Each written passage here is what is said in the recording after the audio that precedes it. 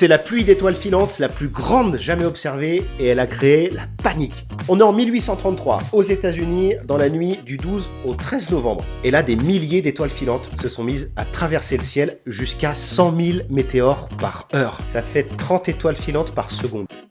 Alors évidemment, les gens ne comprenaient pas ce qui se passait, on était au bord de l'apocalypse, à en croire les témoignages. La Terre venait en fait simplement de passer dans une zone de débris, une zone de poussière laissée par une comète, et à cette époque, t'imagines bien, et même encore récemment, on savait pas anticiper ce genre d'événement. On pouvait pas le planifier avec précision. Mais aujourd'hui, on peut. Jérémy Vaubaillon est astronome et expert en essaim de météorites. Je me rappelle, devant la cantine, un jour, un chercheur m'a dit « Tiens, tu penses sur quoi ?» J'ai dit « Sur la prévision des léonites. » Il a éclaté de rire en me disant « Ouais, de toute façon, ça marche jamais. » Et à l'époque, j'ai rien dit parce que j'étais trop jeune, mais aujourd'hui, je dis « Mais ça marche pas, ben c'est bien, c'est ça la recherche.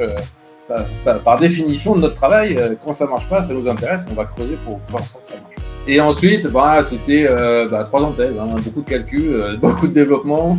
Et puis, l'idée, c'était de comprendre en fait comment est-ce que le nuage est généré, et puis de simuler donc l'éjection du nuage par une comète, et puis surtout en fait l'évolution du nuage dans le système solaire et de voir un peu ce qui se passait. Et répondre à la question, est-ce que la Terre va rentrer dans le nuage, et si oui, quand? Et le gros résultat, c'est oui, on pense que tel jour, telle heure, il y aura une pluie d'étoiles filantes monstrueuse, et tel jour, telle heure, bam, une pluie d'étoiles filantes monstrueuse. Donc, ouais, ça faisait plaisir. C'est un bon résultat.